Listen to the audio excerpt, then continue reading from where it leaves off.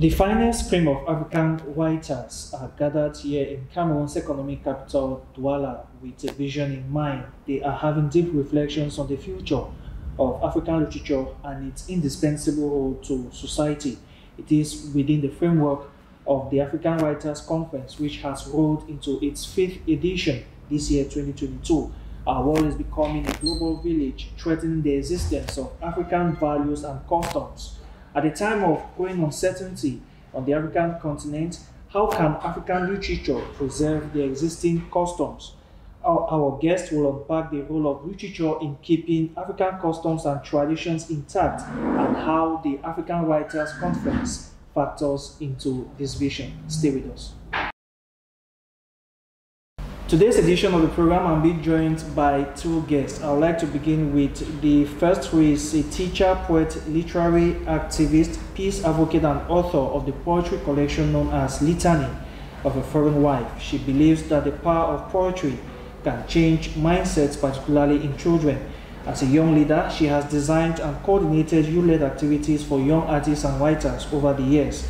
In the year 2018, she was awarded the World Laureate of Literature by the World Nations Writers Union, Kazakhstan. And in 2019, she was panelist at the African Writers Conference in Nairobi, Kenya. And in the same year, she moved to Ghana for the yearly leadership program. She is coordinator of the Cercle Littéraire des Jeunes du Cameroun, editor at Poetry Africa magazine, Cameroon coordinator of Writer Space Africa, and she also serves as reviewer for the body's monthly magazine. Her poems have featured in anthologies and are being performed widely in Cameroon. Join me to welcome Nane Ntobé to the program. Nane, thank you very much for joining us. The pleasure is mine. Our second guest tonight is a project management professional with several organizations: the European Union, the German Embassy, Ford Foundation, Mercy Corps Nigeria, MacArthur Foundation, Culture at Work Africa, amongst others. He also consults for various non-governmental organizations and facilitates workshops on conflict management and prevention, leadership, communication, peace building, creative writing, as well as film. He has also worked in several organizations and holds a certificate in film production, directing, IT, infrastructure library, project management, and computer studies. He is the founder of Writer Space Africa and the African Writers Development Trust, which he currently runs. He is the brain behind the annual African Writers Conference and the annual African Writers Awards. He is a multi-genre writer with work spanning in poetry, prose, drama, and children's literature. He has authored 7 books, which include Mixed Emotions in 2005, Reflections in 2010, The Chronicle of Christ in 2011, Amanda's Crime in 2015, and Lavender Tales of the Summit in 2021. Some of his articles have been published in national newspapers and on his website. He is currently the vice chairman of the Association of Nigerian Authors, in charge of the Abuja chapter, and he is an animal and nature lover as well as stargazer. He walks to walk in the rain, kiss animals, and go mountaineering. Join me to welcome Anthony Onugba. Anthony, thank you very much for talking to Indepth. Thank you for having me. Exactly. We'd like to begin with you. You're the reason why the African Writers Conference is taking place at the moment. How did you come about the African Writers Conference? Okay, it began in 2018, but actually plans to hold it began actually in 2016, because there was a need for African writers to have a platform where they can network, where they can come together, see one another, learn from one another. So we had an idea of setting up a conference, but then the challenge we confronted first was that mobility in Africa is very expensive. So if we're going to have, let's say, a conference in Abuja every year, we're going to restrict a lot of people from attending, especially those from the southern African part who will find it very expensive to fly to Nigeria. So our idea was to have the conference rotate to different regions and different countries every year. So in 2018, when we started, it was Nigeria, West Africa. 2019, we went to Kenya, East Africa. 2020, Zambia, Southern Africa. Then 2021, we returned to East Africa, Tanzania, and now we're here in Cameroon. Yes, so exactly. So it makes it easier for people who are within the region to travel for the conference. And of course, we try as much as possible to live stream or even to, edit some of the proceedings of the conference so that those who are unable to attend would also have an understanding of what was discussed there. So that was actually the genesis of it. It's to have a common platform where African writers can have a voice. Because as it is, everybody is doing their own thing in different places. But we need to be able to, like they say, the common cliche that says, united we stand, divided we fall. So we were trying to build that common platform where people can, have a common voice and have a common goal and have a common front towards what is needed in Africa, which is to have a unified literary space. Yeah. Now we are in the 5th edition. What is the particularity of this particular edition from the rest? From the rest, okay. This one, we introduced workshops for writers. For the other editions, we didn't have workshops. We had, the conference, or we'll have a normal panelist discussions called the Writers Mingle. But for this edition, we introduced two innovations, and it came from the Cameroon chapter. The first was to have creative writing workshops. So it wouldn't just be a conference about, discussing and all, but also about learning, foundational learning. And then the next thing we did was to have something called the Poetry Night, where poets are able to perform, their works in front of a large audience so that people can know, okay, these are people that do these things, and, probably get contacts to perform elsewhere. So that's the unique peculiarity of this particular edition from the rest. And of course, it spans longer. This is for 3 days. Yeah, others were maximum 2 days. Yeah, and then the first one in Nigeria was for a day. Yes, so that's what's unique about this. And so far, we're off to a good start. All right, Nane, what does it mean for Cameroon to host this edition of the African Writers Conference? Of course, you are the Cameroon chapter president of Writers Space Africa, and you're the one welcoming your fellow creative writers. It's quite challenging to host the conference in Cameroon, given the situation in Cameroon. And we know that in Cameroon we have this two background, the Francophone and the Anglophone background. And to host such a conference, you need to create a safe space for everyone to come together so that we feel free, because it is literature. And we know that literature is not biased. In literature welcomes all the languages, it welcomes all the experiences. So why can't we live as literature? So it's good for us to live together and promote our literature.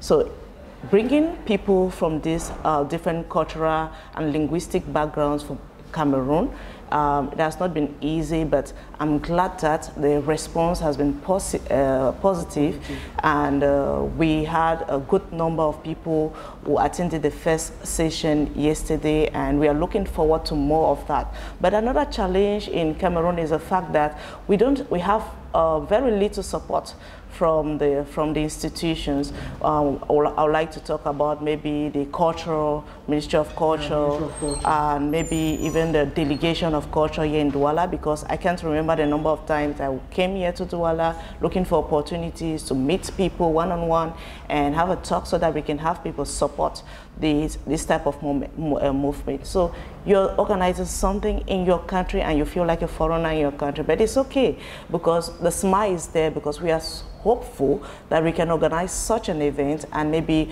subsequently people get to understand that young people can do something with their own little means they have, so that maybe the next time that we'll be organizing this, there will be that consciousness to support. Support does not really mean necessarily mean money. Finance. Yeah. Yes, there are different levels or ways to support someone. So, but we we're really expecting that even the bigger people who are in the field of writing, who've been there, the established writers over the year, could give us this helping hand, encourage, boost this activity, and take it forward as theirs. Because it's not something like it is ours, but it is for the literature. And what we want is a growth of our literature. So that's basically what I feel so far organizing this. All right, now apart from the challenges, let's talk a little bit about the theme. The theme this year is Writing Africa, the Nexus of Hope. How relevant is it at this point? I think the theme is very, very relevant because we are in a period where we talk about the global village. And talking about the global village, if you listen or if you witness how things work in this global village, you will understand that when we talk about the global village, especially looking at the literary perspective, we notice that it is the literature from the West that is mostly having that attention. Having that attention and influence, and they tend to dictate the way Africans write. So if you look at these books that are being promoted maybe online, on different mainstream media, or on social media and other like, you find that the books that are promoted, I think the content of the book suits the perspective of the West.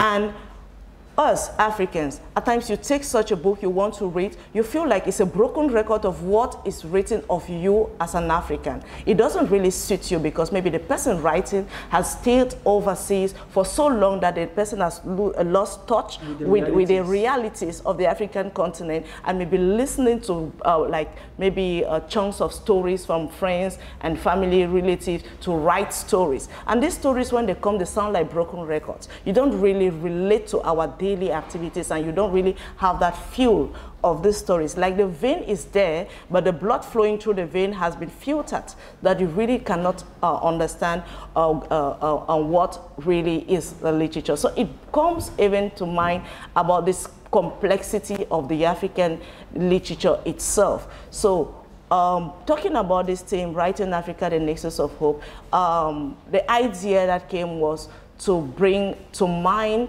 that we need to write our African realities. We are the one, we are living on the continent, and we have the experiences, and we also know all these the hurdles we are going through as writers or as human beings living in an African continent. So we are the right people to write our stories. We are the right source from where people need to take reference, like this is what is happening in Africa, than to listen for someone who has lost touch with that reality. So that is, I think that is why we thought of the theme, Writing Africa, the Nexus of Hope. We can write Africa using our experiences, using the African local languages, using the way we speak, we do things, and promote our literature, because the local color in our literature, that's that color that so many people are yearning for, but they can't have. But we have that. Why don't we explore it? All right, shortly before I get to Anthony, he mentioned earlier that you came up with the idea of the workshops for the African Writers Conference. What added value do you think it has given, particularly to this 5th edition? About these workshops, last year at the level of the Writers Space African Cameroon chapter, when I say we, I'm talking about all the members, we organized the Young English Cameroonian Writers Awards, which I'm basically curating. So through these awards, the submissions we received, we noticed that there is a lack of quality when it comes to write-ups by young Cameroonians. Cameroonians, yes, they write, but the quality is not there. Their work can't really make an appearance on any serious magazine or literary journal. It can't really cut through these boundaries and be read widely. So it's not only them, but I'm looking at myself also, because I'm also learning. I'm in the process of learning. So we need the experiences. We need to learn. So that's why I thought of us organizing a workshop, so that we can have as many young people as possible, even the old who are still struggling to write, so that they come together to learn some tips of writing for international consumption, but staying African, being African, but writing for international consumption. That's the motive for the workshop. And yesterday, I got this impression that it was a success, because when I look at the category of people that attended the workshop, we have young people, budding writers. We have someone who has never written before and wants to start writing. We have people who have been writing but have been having rejections upon rejections, you understand? And then we have now people like at the university level, like doctors who are teaching teaching younger ones how to write, but they themselves are not writing, because you can't teach someone how to write and you are not writing. So it was an opportunity for all these minds to come together so that we learn new techniques. It's true that the one day set out for the workshop would not be enough to learn so many things, but it was a pace setter, just helping us to get into the idea of writing itself. All right, Anthony, Nana mentioned about young writers not being able to write stories which appeal and get across the international audience. As someone who has been experienced in the domain, what do you think could be the problem? Why is it that the young modern African writers can't break across the international appeal? I think there are a lot of reasons to that, and one of it is education. By education, I mean being deliberate in learning, structures of how to write, for instance, stories, the structure of a plot, or even if it's poetry, are you writing free verse, are you writing structured poem, whatever. Whatever you're writing, it's best to understand the structure and then use it creatively. And that's the key word, actually, because you can, if to build a house is to build maybe 10 blocks, you can put 10 blocks, anybody can put 10 blocks. But the person that does it creatively is the person who will be more appealing to every other person. And even when we started the African Writers Awards, we saw some of these challenges like she mentioned. For instance, if the theme is hope, you see people write stories not understanding if mentioning the word hope means that they have satisfied the theme, or if they should write about hope generally. There are people that even go as far as using the title, hope, as a title. So we have probably 25% of 300 entries for poetry, for instance. The title is hope. And then when you read it, it's I have hope, blah, blah, hope, So it doesn't appeal. So one of it is education. The second is networking. A lot of the time, many writers they like to see themselves as islands, So a lot of them don't go to other writing occasions, writing events, even like we had yesterday, writing workshops. A lot of people don't go there to refresh their knowledge or to learn more. And because of the way the world works is that information is there, it's available, fast-paced if you go for it. If you don't, you remain where you are. Yeah. So that's another problem. And then the third, and probably where I'll stop, is what I'll call writer's pride. It's always good to peer review your work, no matter how good you think you are. Yeah, sure. For novelists, you should have a good editor, a good proofreader and those kind of things. But there are many writers who do not want you to touch anything in their work, because some of them just feel their work is perfect, nothing should be erased, nothing should be touched.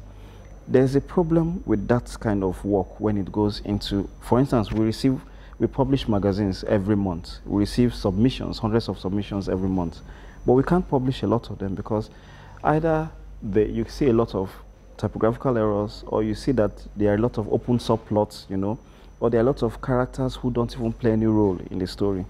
So we need to be able to have those editors that can, rule this and tell you, no, this doesn't link with this.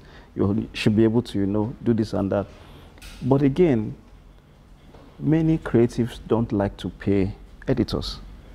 They prefer, I know you, you are my friend, I send you my work to edit for me. Yes, yes.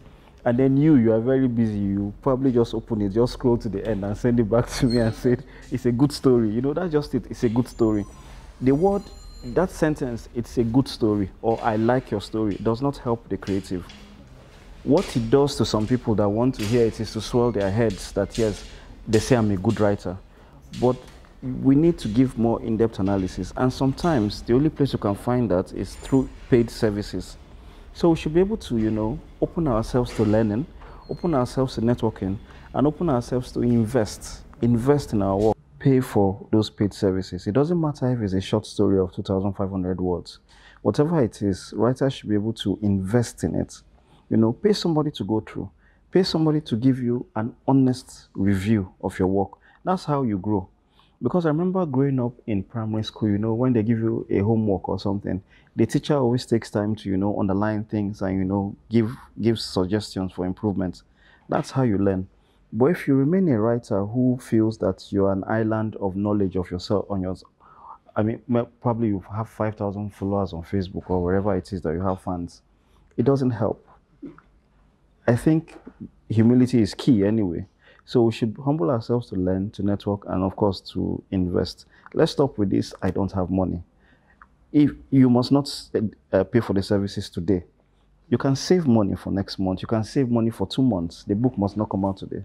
Let's do it well. So a lot of the time, the problem is that we don't do it well. So let's be deliberate and let's do it well.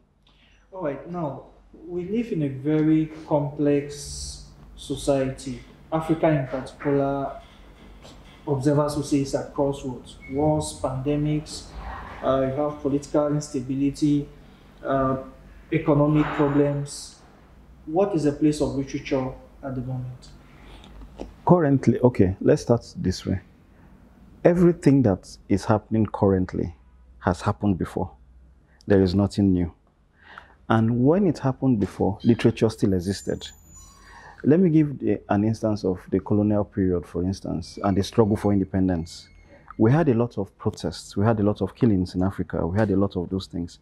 But the poets, for instance, were able to come out with poems where they wrote about the hope for the future, where the countries will be independent and they'll run their governments and, you know, there'll be no killings, but just peace. So literature is like that. It cuts across whatever is happening. Literature can, you know, enlighten people of what's happening. Literature can help you dream of a better world, you know, of a better time. Unfortunately, we cannot say that there will be a time where there will be 100% peace in the world. We can't say. I'm not sure we've ever had that time anyway. But at least we can be reminded of how things were, and probably people can work towards it.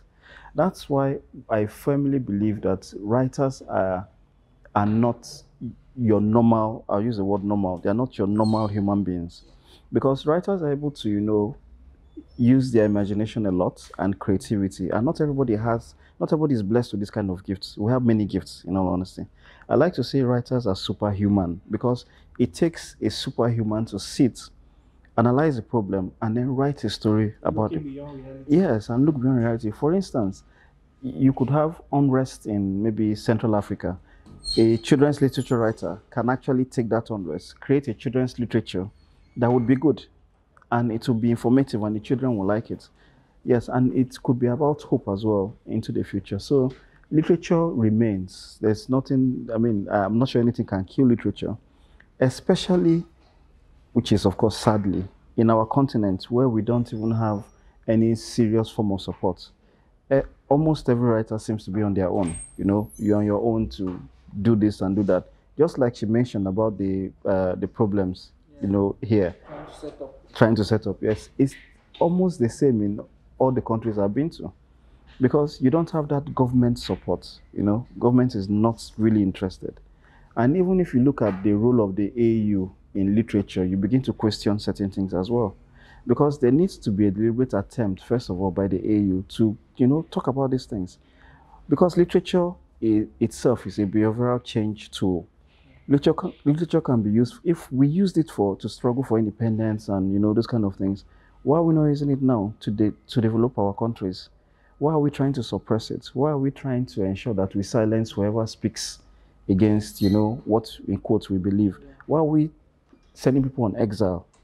You know, it doesn't help. It's what it means is that you use literature to your gain, and then when you don't need it anymore, or when you throw it away, unfortunately. So this literature is powerful, it cannot be gotten rid of, and no matter what happens, people will still write and people will still publish. Unfortunately, like you said, it's a global village this time around. So anybody, even the person you exile to even the moon, can write there, publish his ebook and send it, and people will still have copies. So yeah. All right, Nane, we know that Africa has produced great writers over the years, but I'd like us to talk about Chinua Achebe because he is the father of African literature. How did he trigger that turning point in African literature? Actually, you know, talking about being the father of African literature is a statement that already triggers a lot. Yeah. Yes, it brings about the feelings, it brings about the shaping the literature itself. And if you want to talk about how did Chinua Achebe trigger literature, you first of all have to, like he himself made mention that the only thing in African literature is action. So it's that action that matters. And I think that was what he did that made him different, because he came in with that action. And he said the only thing, and the action can be seen when the work is produced, when the work is published. And through his work, you can see the action in it. It is that, that desire to change perspectives that made him to become who he is, or who is what they say, writer never dies, so who he is.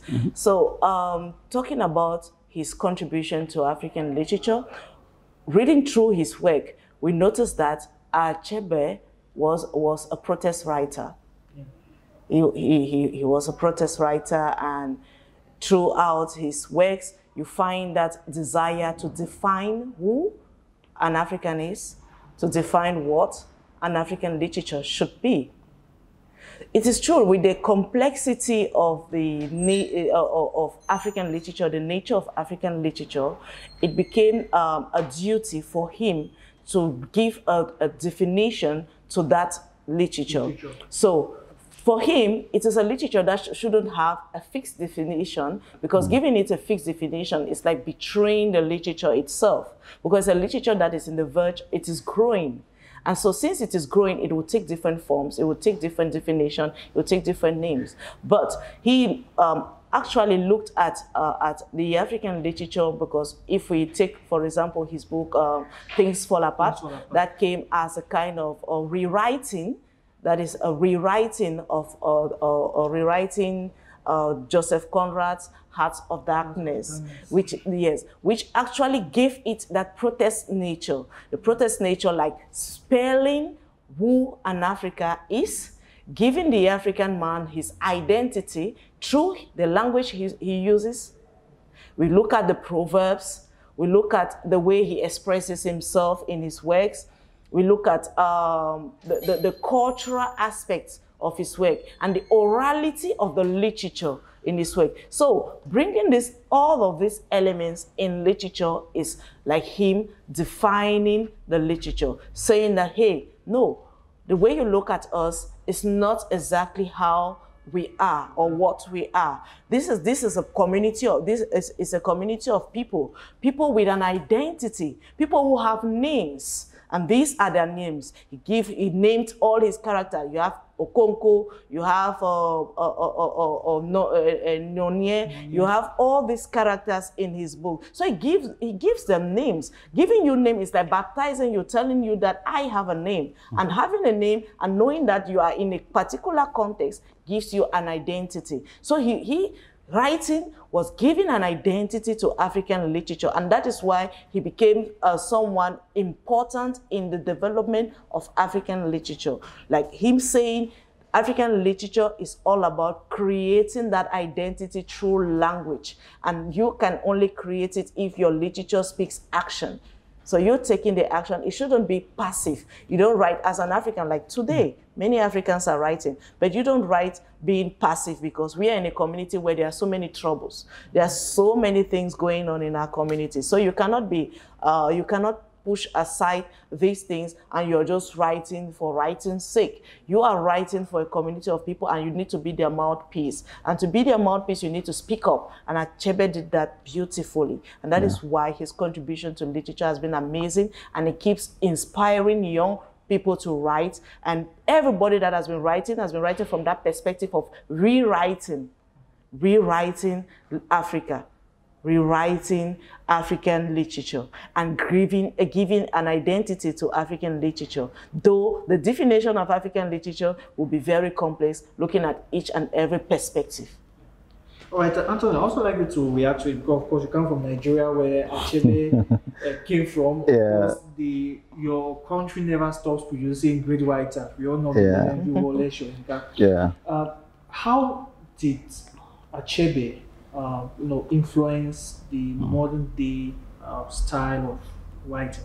Okay, well, she has said a lot, but let me add to it. I think that Achebe came at a time when the world actually wanted African literature, because at that time, the colonialism and all that was happening. Education was, coming steadily into the continent. People, there were exchange programs. Africans would go abroad, to learn those kind of things. So it was time to transit in a way from what we had, which was just, folk tales, oral literature, to, the book. The written form. Yes, the written form. And Achebe was at the right time, let me put it that way. He was at the right time with the right mindset, because you can be at the right time, but your ideas are not all that great. Yes. Yeah, but he was there with the right mindset. And then actually things fall apart is perhaps, you can talk about many of his books, but definitely you come back to things. Yes, it stands out. To the extent that it was translated, to 30 languages also. Because he was there at the right time, and because his story was good, and his story depicted Africa, just like she said, it made people hunger more for African literature. So he was like he's like the doorpost, to say, this is what African literature is made of. I'm just one. But because you've accepted me, come and you'll see more. And so it inspired other people to say, okay, why we can also tell our stories. And then had dramas, Wolshenka wrote a lot of, dramas, Yes, you had people who came out, even Olarotimi's The Gods Are Not to Blame, you had those kind of, and yes. And those kind of things coming out, which was good, which was also a kind of balance, because you had, books like Kenneth Kaunda's Zambia Shall Be Free, which, was, talking about the struggles and all.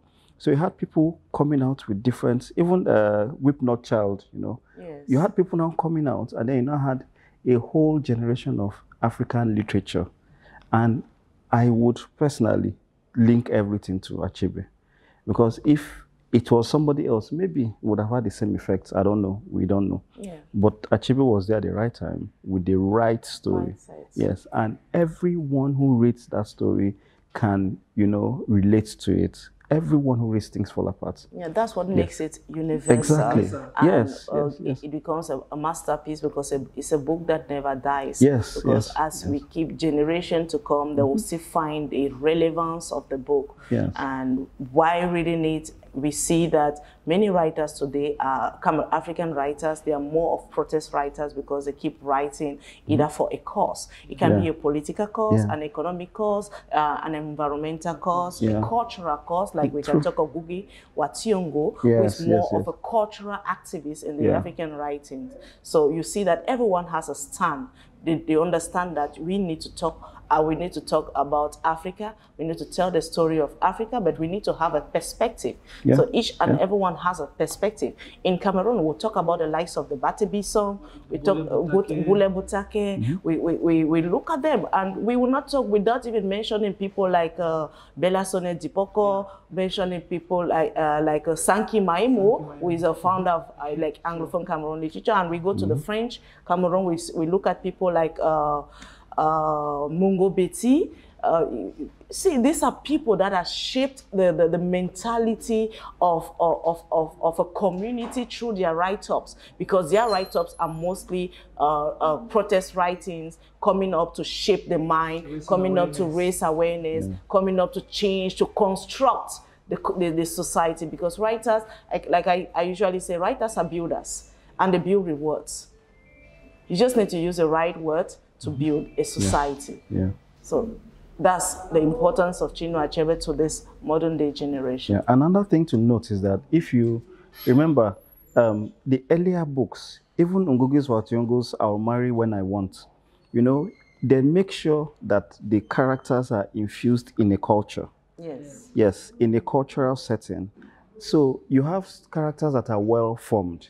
You don't have characters just, you know, hanging in the air. You have characters that belong to a society. You have characters that belong to a culture. You have characters that also exhibit these cultural practices. You have characters that talk about the cultural practices. Yeah, it reminds me of the book The White Man of God by Kenjo Joba. Yes, exactly, exactly. So you have all these things. And that's why we talked about the universality of literature. Because people who do not know that these cultures exist, for them it's a learning point and it's a ground to learn more. Because that's the uniqueness of storytelling, actually. Because storytelling can, you know, break barriers, you know, inform the ignorant, as they call it, or educate. Yes. And that book is really educational. And all the books that came out in those, you know, that generation. The challenge that we have now is that we have a lot of people who are not really protest writers, but they are protest writers. They are protesting, you know, structures. They are protesting how it was before and those kind of things. You can protest. It's not a problem. It's fine. But protest with creativity, which means, for instance, if you don't want to learn about the Shakespearean sonnet or the Italian sonnet, for instance, if you don't want to write that, you can write an African sonnet. Even if you don't want to write a sonnet, you can write a poem. It can be a free verse, but you would make it in such a way that, like we talked about writing for a cause, you must write for a cause. That's what always sets you apart. Because if we keep writing for ourselves, oh, today I woke up, you know, I went out and I'm here, you know, there has to be something that action, there has to be something there. Even when we go to this Building the Nation by Henry, I think it's Henry also, the Ugandan writer, that was after independence, when he now likened what happened later on, that the poet is very simple. Drive the permanent secretary to a luncheon, you know, while the driver is in the car hungry. The permanent secretary eats, you know, has a field time, you know, comes out to the car and then asks the driver, have you eaten? The driver said, no, I haven't. Then the permanent secretary says, me too, I have not eaten anything. And we were discussing important matters of the state, you know. So he was trying to depict what happened after colonialism, where the colonial governments left and the Africans took over and behaved exactly like the colonial masters to the same people that were fighting for independence. So you see, that's writing for a cause. That poem can be taught anywhere. You can look at a lot of imageries from the poem, a lot of figures of speech. You can look at it. So Achebe did a lot of that in his work. And that's why his work is a masterpiece. That's why people will always refer to his work. That's why people are inspired by his work. And I think that that's one uniqueness of the piece, really. All right, I'd like us to look at this issue that always goes into debates, literary debates, who should write African literature. There's a school of thought believing that, for example, if a South American writes a story concerning Africa, it should not be considered African literature, or European, it should not be considered African literature. That African literature should always be considered African literature if it is an African that does the work. Do you agree, Nana? Okay, before answering that question, I would like to paraphrase Achebe's thought on that, because I think he was once asked that question, and this is what he thought of it. He said, okay, Africans write literature, they come from a particular background, and they write about their stories. It is African literature, that's good. And now, a non-African, like Conrad, take, for example, the case of Joseph Conrad, who comes to Africa and write a literature about the people, and we attempted to situate it as African literature, but the fact is he remains an Englishman. Yeah.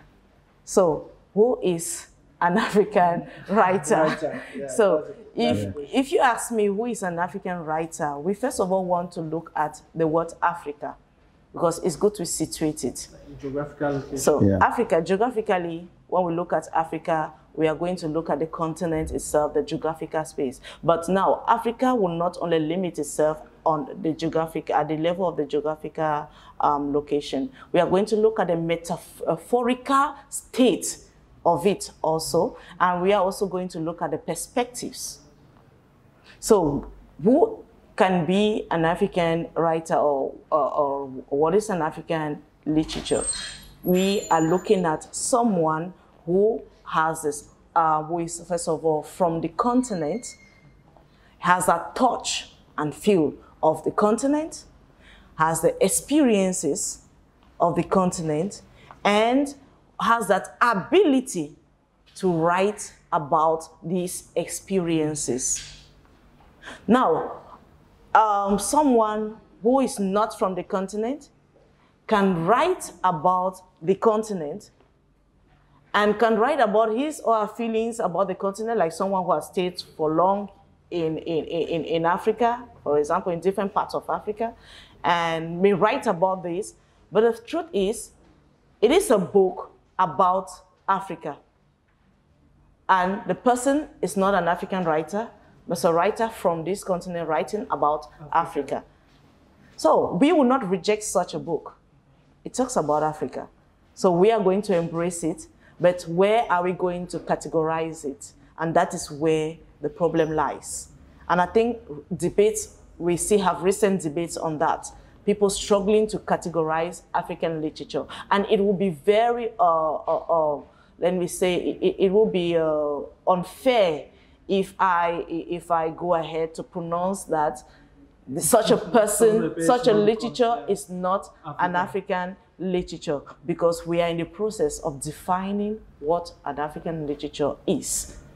And it is still in that process. But what I think is that we shouldn't reject it. But if I want to take from the other way around, because we still have the tendency of defining the African literature, when we talk about American literature, for example, let me take just a common example. We have our sister there in Bolombwe, who is in America, and she has written works, and these works are about Cameroon, right? Yeah. But she's in America, right? And these works, they cut across Cameroon and America, where she lives. So where would that work be situated? Is it American literature? No, I don't think so. It's not American literature, right? Yeah. Though she's there, it is Cameroon literature. Yeah. Great. Now, let's take someone who is still an African and is in any of the countries. It can be France, America, Germany, Joyce, for example. Britain. Oh, Joyce, she's there. Yeah. She has this touch with the continent all the time. And she writes mainly about the continent and using even the pidgin English. So you see that she's just apart. She's not like the normal another writer who wants to just make the thing to be too English. And yes, forgetting that you have a background. Yes. So I just want to take a case of someone who is, for example, in America and is from Cameroon, for example, or any other parts of Africa, and writes mainly about America, never mentioning anything about Africa, for example. Would that work? We consider in America as an American literature? The thing is, looking at the way the system is built, they will always quote that person as Nigerian author, this, that, write about America. Cameroonian author, this, that, write about America. It will never be American literature or American author. Or even if the person is naturalized, they will say Nigerian born this. Author, yeah. You understand? Like giving you an identity that is already setting your literature apart, making it a difference. It is not the same. We can also we can take similar examples looking at calls for submissions. When we see these calls for submissions, at times you say, this call is destined to American writers only. And then also, who is an American writer? American writer, the one who is a native of the American. They'll define it. You understand? And then they will come now, Black Americans or Afro this, or people or locally marginalized society. So there are some terminologies that they use to define this type of people, and it already tells you that they are defining their literature. So why do we get confused trying to define African literature when it is obvious? So that is just my point Yeah, of view. and I think to add to that, the problem we have in Africa is that I think we probably waste time on things we should not waste time on. Exactly. For example, the debate is one-sided. I've never heard a debate on what is American literature, what is European literature. Nothing. It's always what is African literature. Why are we in a hurry to accept, somebody else as and tag the person an African writer when nobody will ever accept us and tag us as American writers, European writers? And even if that's why to me we should not judge literature by the content, because if I sit today and I write a story about the moon, what do you call my literature? Moon literature. Do you call me a moon writer?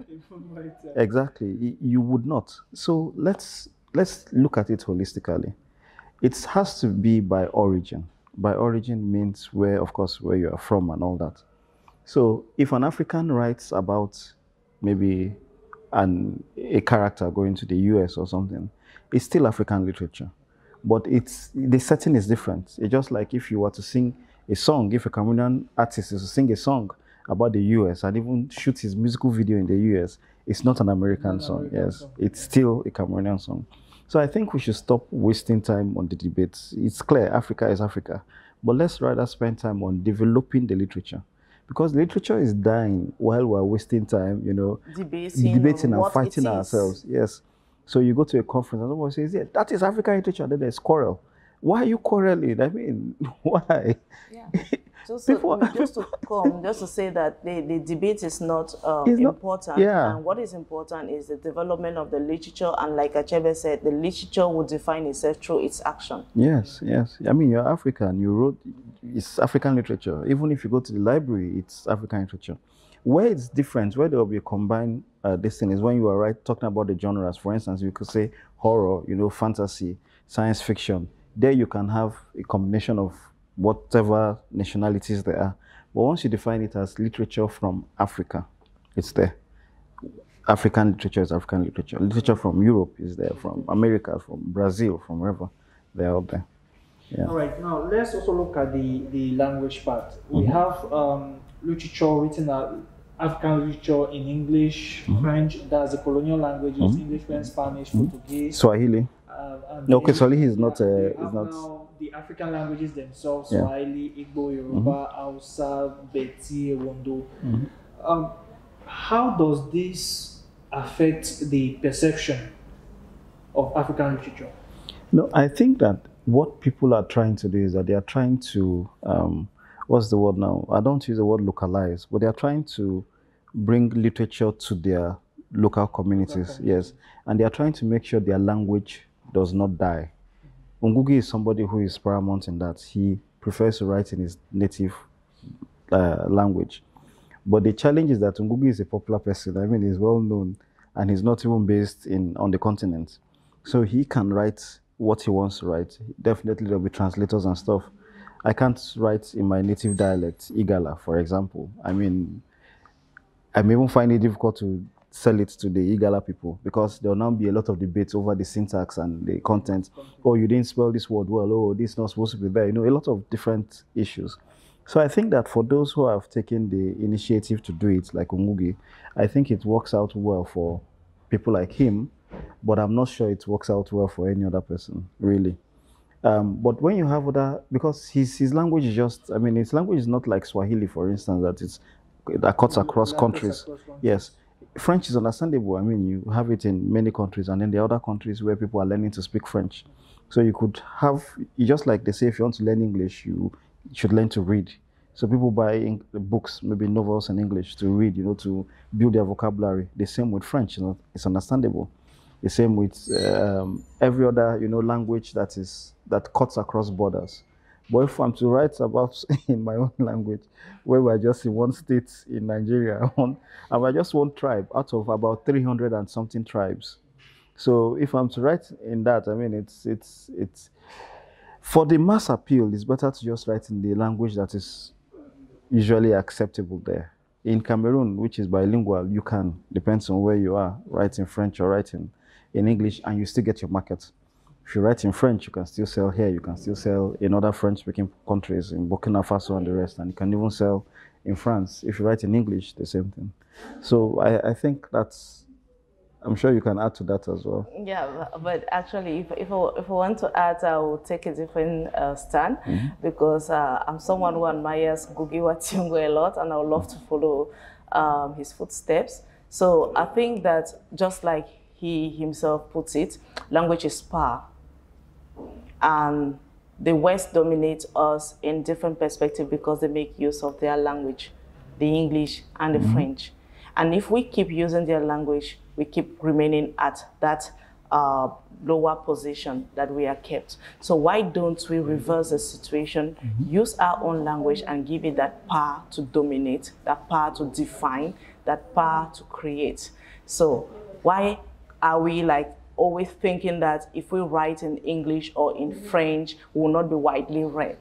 So you just need to take the risks, because a writer is first of all an entrepreneur, a social entrepreneur. So and in entrepreneurial setting, you have to take the risks. So we take the risks to write in our local languages. Recently, I started experimenting with this form of writing using Akosa, which is my local language, bringing in Fufude, bringing in Igbo, because I grew up in Kumba, and you know in Kumba there is a huge community of Igbo, and there you can speak Igbo as if you were in Nigeria and whatsoever. And my mother used to speak that fluently, and at times use it to insult me. So while writing, while writing, I have to pick up some words that I can still recall and put in my write-ups, and bring in Akosa, which is also my language. I don't master it, yes, but I'm struggling to master it. I have a dictionary that I downloaded using the Google app, and I keep, if there's a word I don't understand, I call people I know. They tell me how to spell it, how to pronounce it, and that's how I learn. I learn it, and I want it to be in my works, because I want to give it that part. I want to give it that central position, because we should not, because in this power struggle, language has the key in power struggle. And if you look at literature, with the struggle in literature, like which literature is more dominant than the other, if we want to follow the English, want to like remain at that level of writing using English language or French language, we will still be at that level of having the West dictating how we write. Because they are the one creating the norms, and they are the one like imposing those norms on us. Like, you should write like this, your English should be like this. If you use an African word, they will say this is not good. Remove this, replace it with this word, dictating how you write your work. Now, why don't you make use of your language and write? How would they dictate how you use your language? So it's just, for me, I think that is the best way to adapt in this global village. Because if we are talking of a global village, we are looking at a bowl of salad. And in that bowl of salad, we have different elements in it. And all of these elements, they come in with their different colors, they stick together, and they create something beautiful. Why don't we bring also our own local languages and color this as a bowl of salad, and let it stick there without being translated? Stick there, its color would also beautify the other nature of other languages. So that's how I look at it, and I think we can do that. I believe that it can promote the identity. Yes, because like he's saying, he cannot write in his local language because he's afraid that they'll tell him he didn't use it diacritic, he didn't use this like this to write this. So being afraid, it means that his language is not written, you understand? And if it is not written, it risks that bad fate of being lost somewhere, somehow in future. So why don't you bring it up? Because by writing, someone keeps, I have them, when I started writing, I received calls from somebody asking me, how do I pronounce your name? Is it Nan? Is it Nane? Is it this? Is it that? I was proud. Why? Because actually that's the effect I wanted. I don't give you my English name so that you can know. I give you my name. That's a name that I was given from birth. So I give you that name so that you get to understand my culture, where I come from. And you will ask me, where is that name coming from? And I will tell you, this name is coming from this area, from the Bakossi land. Go to this particular place in the Bakossi land. You'll know about the name. So that is it. So that's the effect. And when you ask about my name, I feel proud because I know that you've learned one word. And if you ask me, for example, what's the meaning of your name? I give you the meaning of my name. I know that you are going with that impression that this is it, this is this name. It comes from this particular area in Cameroon, and this is what it means. And I always use it even in my poetry, the literary translation of my name. I put it there without even changing the form. So it gives that beauty. That's how I see it. And I feel that if we continue doing that, our languages won't die. And our languages will have that central position. Especially at the time when you have various governments who are talking about promotion of local languages, promotion of the culture. How do we promote our culture in literature? You start with the languages. You start with the way you express yourself. We have different proverbs. The Nigerians have the way they say their proverbs. Cameroonians have the way they say their proverbs. We have different ways we express ourselves. I may express myself in the Cameroonian way that someone from Nigeria will not be able to understand what I mean by that. So the thing is, promote yourself, your own culture, who you are. Like a famous musician said, we should be proud of who we are. So why should you hide that aspect of you? Right, even if I don't master, I will learn. All right. Now, let's look at the awards which African writers have won over the years. In 2021, we had Abdul Razak Guma, who became the 5th winner of the Nobel Prize for Literature. How much of a boost can awards like this be to the promotion of African writers? Well, I think people are happy when their work is perhaps acknowledged, kind of. And that's one of the things that competition does. It gives you, what they call bragging rights. It gives you that's a feel-good moment, to know that a lot of people have read your work, and from the number of entries, a large number of entries, yours was selected as the best or the second place or third place. It has that impact. But when we talk about the Nobel Prize and Gunas winning it, I'm not sure how much of a boost it is. Because coincidentally, when it was announced, I was in Dar es Salaam, Tanzania last year. That was where we had the African Writers Conference. And you could see that a lot of people kept asking, but who is this guy? I mean, who is he? Where is he from? We've never heard of him, blah, blah, blah. And so that's the first question. The first question now is who? Rather than celebrating, oh, there is a space for us to win something. And then now becomes another question of identity. Oh, he's from Zanzibar, he's Zanzibari. Oh, he's not Tanzanian or whatever. Then there's that division again. Of course, there's the thing of, oh, he has won a lot of money and all of those kind of things and all that. But I'm not really sure that there is much of an effect, in my opinion anyway, to that. Now, one of the things that we try to do on our own part, and that's when we created the African Writers Conference and even the Young English Cameroonian Writers Awards, was to ensure that we have an award by Africans and for Africans. What that means is that we are not going to dictate how you write. We're not going to dictate anything about it. When we want, we give you a theme. You write around the theme, but the award must be merited.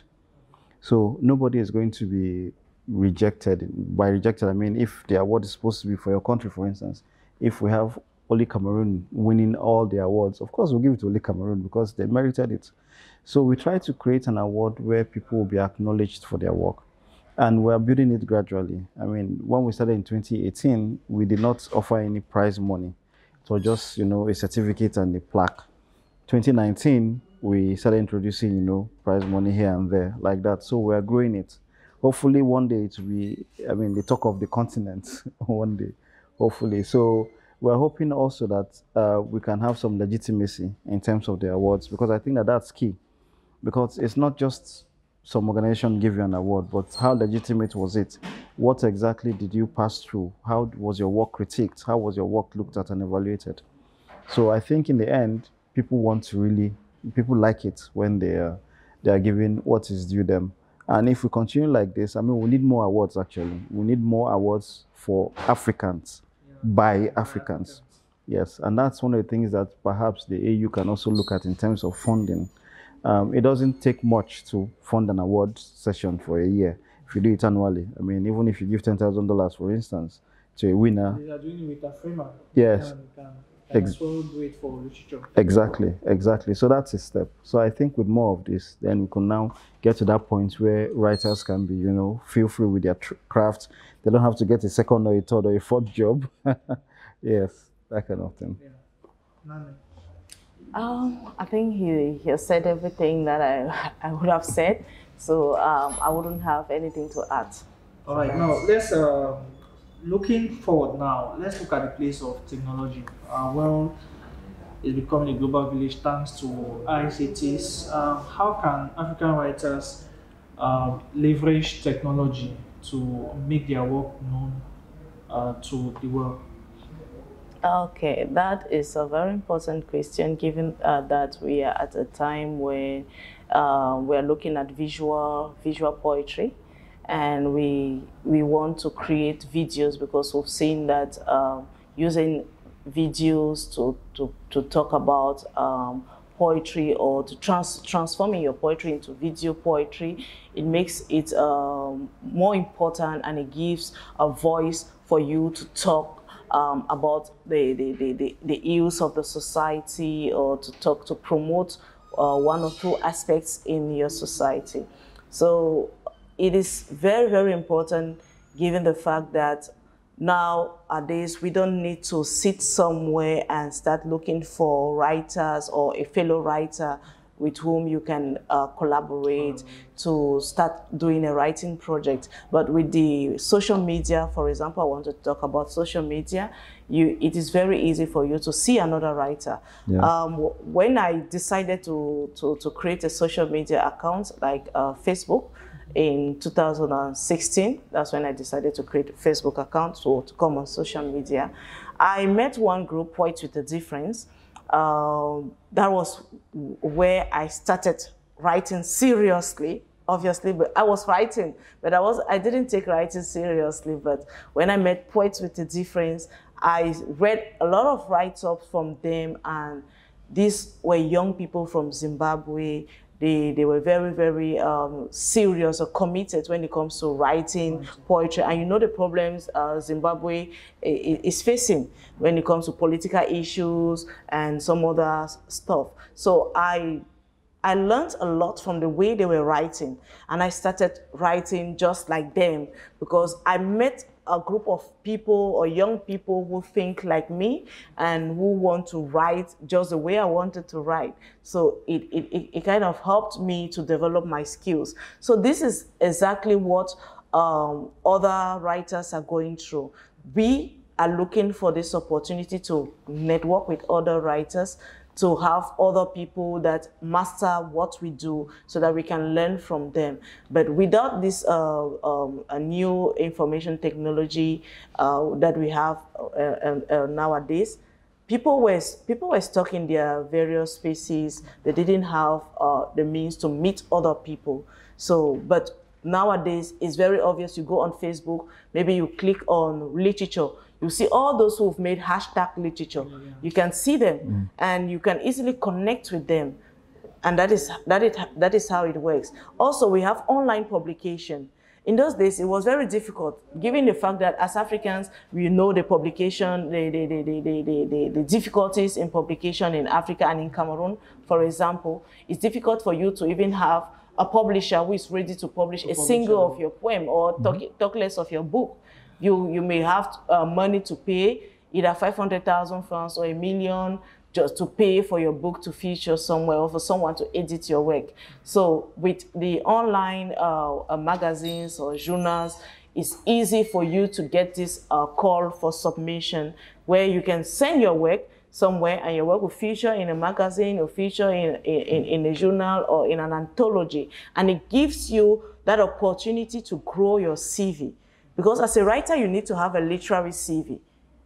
And to have this literary CV, you need to be committed in publishing your works. Yeah. You need to be committed in hanging out in writers' workshops, be them online, virtual workshops. So you see that this social media has reduced the space that we used to have. So now we do not have a gap between the writers or between opportunities. Facilitated contacts and exactly. So the space has been reduced. Now we can even have a video chat on WhatsApp, on Google Meet, on StreamYard, there are other video platforms. So we can have this where we have sessions, workshops on writing. It can be literature, short story, like what we do at Writer Space Africa, where we organize monthly workshops for writers all over the world. At times we have participation, 100 people participating in a workshop organized on Zoom. So you see that that space has been reduced, and we are all in one word. It's like we are just in a single room where we share our ideas. And given the fact that we also need to encourage spoken word art, this idea of visual poetry is being implanted. And now we find many of these spoken word artists producing videos to promote their art.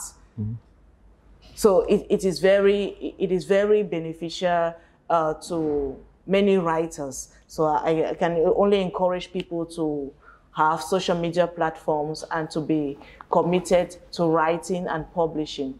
All right, Anthony, your take on the role technology can play in strengthening African writers. Yeah, it provides us with opportunities to do more, and to be more, and to be heard more. I mean, she has listed a lot of platforms that we can, share our work and all. And even currently, people use animations in their storytelling, and even in poetry. And animations are, well, they're not they're not cheaper, but at least they're a lot more accessible these days compared to, 10, 15 years ago, because technology keeps advancing. And now you could even go to websites that can offer to do, some animations for you on 3D. So a lot of people are using these things to create their stories. A lot of people are using illustrations to, design their poems, to send it, to sell it, those kind of things. So also, one other thing that we can do with technology is also to receive payments. Because the way it is now, you can easily have a payment portal. If with mobile money, you can accept money from people anywhere. So you could actually create your ebook, like she talked about, sell it, and get payment directly to you. So you don't even need an intermediary. So everything comes to you. So technology actually opens up as a world of opportunities and possibilities. But again, the thing is, you have to use technology to learn about technology. So people need to learn. People need to, use that phone to learn, not just to do every other thing, but at least learn about how, it just starts with how do I do this? And then you get the answers, because whatever we want to do in this world is possible, thanks to technology anyway. Yeah. Okay, now, where do you see African literature henceforth? I would strongly say that I see it growing, and I see it becoming better, because there's a lot of attention now to African literature, a whole lot of attention, and you have a lot of young people. I mean, like the people that came yesterday to perform, I mean, they were good, like Williams. I mean, he is good. So you see, you have a lot of young people who are taking up roles in the African literary space.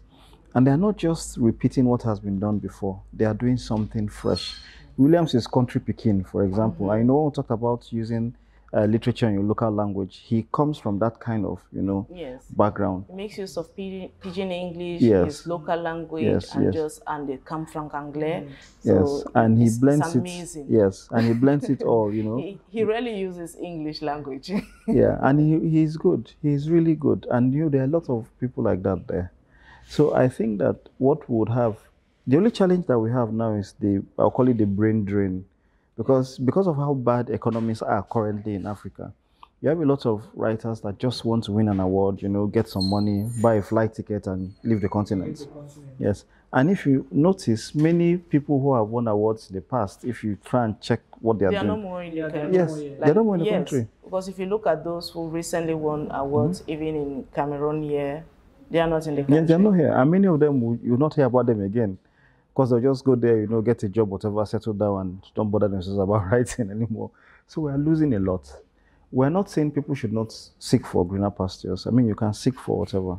But we have to face the reality. The economies are bad. And we don't have policies again at the moment that will sustain the growth of African literature. But currently, what is happening is that the writers themselves are the ones sustaining the growth. But we need to do more. We need to be able to collaborate more. Because what is still happening is that you have few African writers actually purchasing books by other African writers. So we need to encourage that. I mean, if 10,000 writers buy a book a month by another African writer, the economy will grow, it will boom, yes.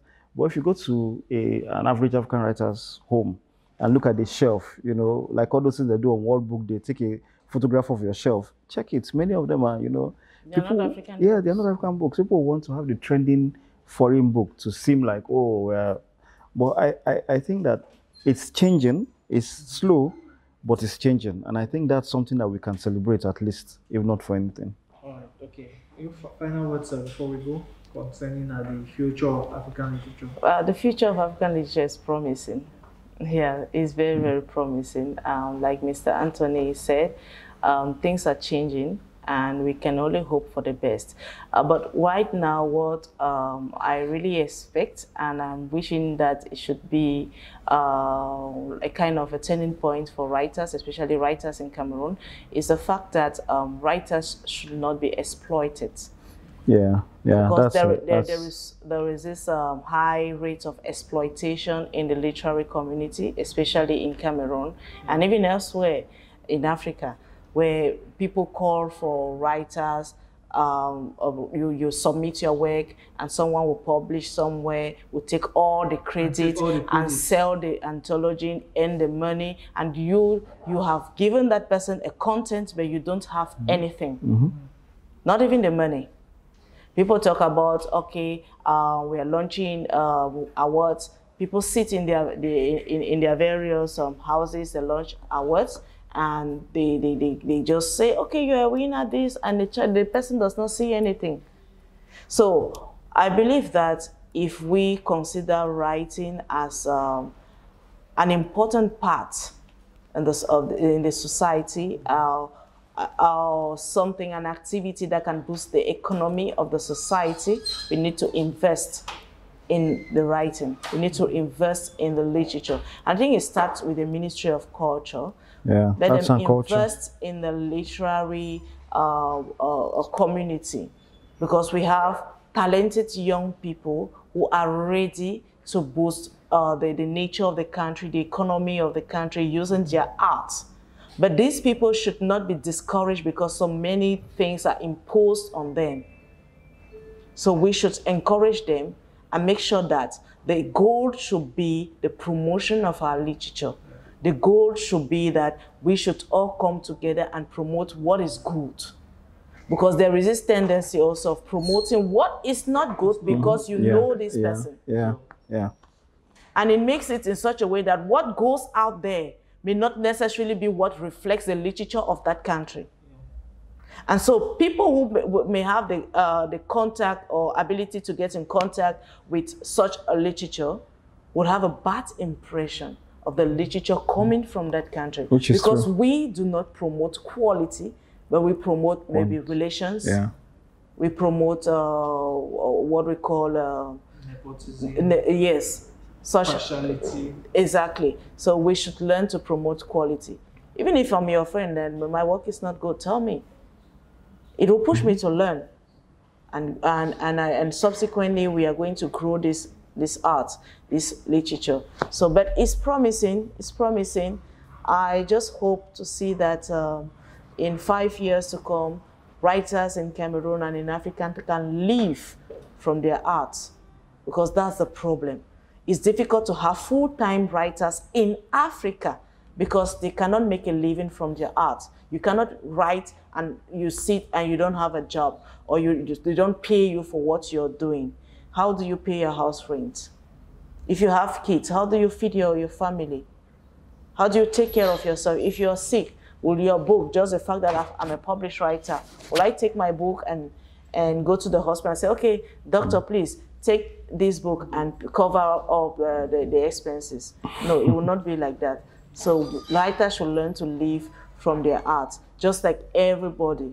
So if you're a doctor, you have a salary, I think writers should have something that they should give them for boosting the literature of the country. Yes. Yeah. All right. The message is very clear. Of course, we are saying it in music and in film. So the Ministry of Arts and Culture in Cameroon, other ministries in charge of culture in Africa, because Dash Media is Pan-African, we hope that you get that message and, of course, step up and support African writers. And it's on that positive note that we call it quits on this edition of Indepth. We thank you very much for coming, Anthony and Nane. Thank you very much. Thank you. Thank you. Yeah, it was a pleasure being with you. Yeah, it's good to be here too. Okay, thank you too. And televiewers, we urge you to keep watching Dash News. Remember, we are the voice of Africa. Bye-bye.